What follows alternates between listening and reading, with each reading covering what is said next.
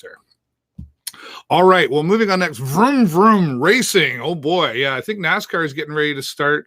I think my friend Kelly told me that Formula One is starting next weekend. Are you a race car fan? Are you just a racer? Do you just like loud motors and engines? Well, you've heard me talk about the Western Ontario Outlaws that are here in Sarnia-Lambton, but out in Petrolia.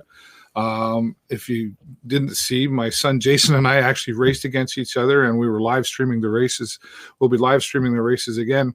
But we've got some champions around here, and Ryan Kerr is his name. And Ryan Kerr is a champion in lawnmower racing. That's right. Lawnmower racing is huge in the United States, and it's becoming very well known in the Canadian market in Ontario, thanks to folks like Ryan Kerr and others of the Western Ontario Outlaws Association and group. And we caught up with Ryan Kerr in his shop, and we're going to take you to that out in the community, talking with racing champion Ryan Kerr. Take a look at this, and then I'll be back with some more.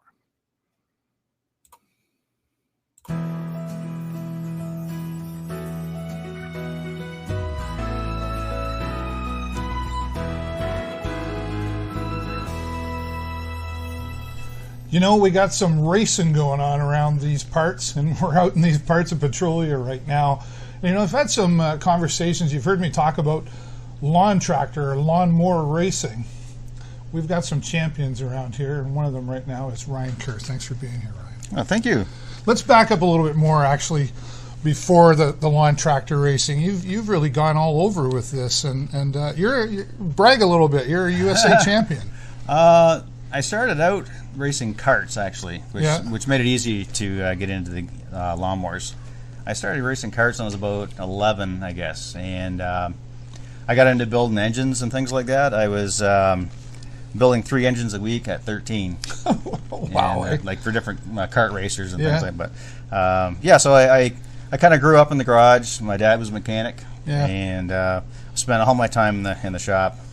This comes. I was going to say you come by this honestly because your father Gary, he was involved with Delaware, I believe. Yeah. I had a compact car. Started out with the hobby cars, like the old coupes and things like that. And my grandfather was also a mechanic. Okay. So it's kind of gets passed on. It did. Yeah, I was kind of born into it. yeah. Now you've done some drag racing as well, is that right? Yep. When I got my license, I was still racing karts up to about the age of 16, maybe, and then I kind of got into the drag racing a little bit, and had a Mustang. Nice. We'd race it on Friday nights, and then I kind of got worse from there. Turbochargers and the whole bit. I just got faster and faster. Yeah. Then we got into a full chassis car. I had a Tot Sportsman car in '98. It was a brand new Mustang. Wow. Alcohol injected. It was pretty cool for a 23-year-old kid. Who was, absolutely something else, but. And you've been able to turn this into, this isn't a hobby for you, you turned this into a profession, actually. That's right, yeah. The main thing I do is cylinder heads. So I port heads all day, bigger valves. I have a flow bench, and I ship them all over Canada, all over the U.S., and I've shipped them to, as far as Australia. Wow. So you've obviously established some great relationships through, the racing world. And that's been able to help you with your business. Yeah. There's I got connections pretty well everywhere, like all across Canada and the U.S. And like there's guys that in Germany that actually it's lawnmower racing, but they know kind of who we are, and it's pretty wild. Like when you get birthday wishes, it's on Facebook there. It's from all over the world. It's pretty cool. That is cool. Yeah. Well, let's talk about before we started the camera here. You were talking about how you've actually traveled like state to state to do this. Yep. In 2012, we decided we were going to run nationally with the U.S. LMRA, and not every weekend, but just about every weekend we're in a different state, racing with different guys, different machines, different tracks. It was kind of cool just to see everything. And I think the way they had it set up, I think you had to run maybe 8 or 9 races out of, I can't remember, maybe 16 or something like that. Okay, all right. And I think I won all of them but 2, possibly. But then we ended up winning the national championship, which was in Ohio, or Mohio, they would call it. Right. Yeah. That's cool. Yeah, that was pretty cool. It was a lot of effort. Sure. Traveling around and just the travel time, and it really kind of wears you down. But it was well worth it in the end. And you must have had a lot of support behind you. I did, yeah. At that point, I was actually helping out the U.S. LMRA, so they would pay for your gas and maybe hotels and things like that. Otherwise, it'd be impossible for myself to do it. I was getting tires from Hoosier Tire.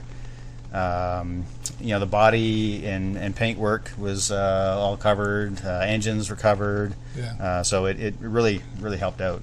Yeah. Sponsorships, I'm sure. Oh yeah, are a big key factor in this world. Right? At that point, traveling that much, it was everything. Sponsorship was everything. Yeah. When did you rest? Not that year, 2013. Yeah. That's right. That's right.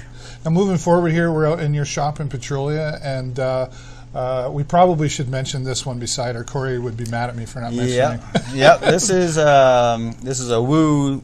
It was a mod, but it's going to be a super mod for this year of Corey LaPointe's. So we're just building a new engine for it. He needs to go faster, does he? Because he was already winning. Yeah, he needs to go fast. Well, he's going to have some power to step up to the next class. Yeah, right. And we're converting it over. It was a Kohler Command, physically larger engine. Yeah. We're putting a smaller Briggs Vanguard in it. They're maybe a little higher revving, lighter weight. Okay. Right. Yeah, a little easier to work with. And when we say Woo, just to come back, you've heard me talk about it on the show. We're talking about the Western Ontario Outlaws Club that's just here on what line? Highway 21. Yeah, 21. Right? Yeah. That's our home track. Yeah, we do a lot of traveling around different fairs and things like that, just to kind of pay the rent, but. They've been to the Brigden Fair and traveled around to some other fairs as well. And we have a few new ones this year too, still in the works. Okay. We'll see what the schedule, what we have there, but working on new venues all the time. Yeah, it'd be nice to see. One of the reasons we're talking to you is that I had conversation with some of the folks from Woo, and they mentioned your name, and I was like, oh, well, we got to talk to this fella and get some more attention to this sport that's around here, because it seems to be getting more attention, but it really needs to grow. We need to get people to come out to Petrolia here and watch the races. Yeah, you'd be surprised. There'd be people in Petrolia that never knew that we were racing out there. Yeah, for 5 years now. Yeah, it's such a great facility, and people just don't know. People are kind of busy in their lives, but there's a lot going on there. It's a really good show, and getting more people out would be great. Yeah. What would you say to somebody like being a race car driver and then doing what you're doing now? Like that's almost a bit of a dream thing, to say like, hey, Mom, I want to be a rock star. Oh, okay, but how did you pursue all of this? What made you say, no, this is my thing and I got to do this? Well, like I said, my dad was kind of into the racing. I was at the racetrack when I was 6 months old. Yeah. And that's kind of what I wanted to do. I just watched it happen because I have a 15-year-old son at home. Okay. And he's driving that machine there. So he's following Dad's footsteps too? I didn't have to do anything. Right? Yeah, he is. Yeah. Really good driver. Yeah. Sacrifices along the way and that sort of thing. Yeah. There was some sacrifices for sure. Yeah. But I enjoy it. It's I wouldn't trade it in for anything else. It's a learning experience. I love to learn. Like when you're working on things and there's so much to learn. I just love to learn. Yeah, the engine stuff and carburetors, and we'll try this and see what it does. And that's the best part, is just the education you get out of it. Yeah. Out of that particular. Probably changes a lot too, I would imagine, just even with technology being the way it is. Does that have an effect on this as well? Yeah, actually, you'd be surprised. Just in these lawnmowers, like some of the higher classes, Outlaw, they'll have, they'll use brakes from the aircraft industry and motorcycle, ATV. It borrows just about everything that it can from anywhere. And there's a lot of technology I mean, it's getting serious. Yeah, I hear you. I hear you. Are we going to see you racing back out at the Western Ontario Outlaws again this summer? Yes, I'll have my own machine out this summer, and I'm going to be racing my boy here. He says he's going to kick my butt, but we'll have to. Nothing wrong, father and son out there. I hear you. That's got to feel good too. That you mentioned that your son's involved, but you didn't have to, push him along the way. Yeah. Sometimes we want our kids to follow in our footsteps and we push too hard, but he just kind of fell into it. That's going to make you feel I tried to steer him away. Right. And it didn't work. Yeah, so no, he actually kind of kept me into it because I was kind of getting out of it there for a little while, and he never did quit. He started racing when he was 2. Oh, okay. He was still in his pull-ups. Had a little, a little junior machine that we built just to run around the backyard. Then he started pulling out past me when I was cutting the grass. Right. So I knew that was trouble right then. Right. But yeah, he's doing good. Well, we'll have to see the father versus son competition. Yeah, that'll be one to promote. Yeah, because he's going to have some pretty good equipment, and we should have some pretty quick machines. That's great. He's going to have a lot of good stuff there too. So he's pretty confident. Very good. Ryan, thank you so much for inviting us into the shop here, and great to meet you. Congratulations on your success in the racing world. Thank you very much. Yeah, thanks. Very good. Thanks for watching, everybody. We're going to go back in the studio, wrap things up. We'll tell you how you can get a hold of Ryan and tell him a little bit more about you right now. Class when it comes to the national stage here at Delaware, Ohio, on the Delaware County Fairgrounds. FXT starting lineup loaded with really big guns. Richard Webb, George Heron, William Campbell, Jim McCullough. Bruce, this is a brand new class and a first-time champ is about to be crowned. Absolutely, Jim. We've run it as an exhibition class before, but today all the marbles on the line. FX Twin. Factory experimental twin. You can see these are a lot different than the machines you saw earlier in our program. These boys are fast. Ryan Kerr, the Bandit out of Petrolia, Ontario, Canada. Truly an international mowdown showdown here. Let's watch it. Ryan Kerr, your race leader. Running second is Richard Webb. Jason McCullough runs in third.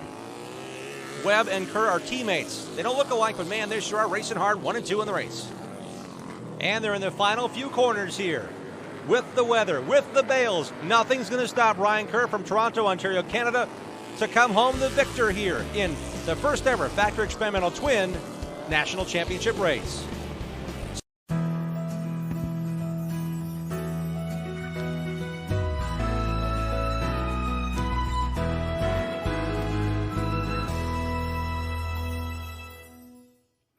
All right. Well, I'll say thank you once again to Ryan Kerr. They said Toronto, Ontario, Canada there. The Petrolia, Ontario, Canada. Thanks for being with me, Ryan.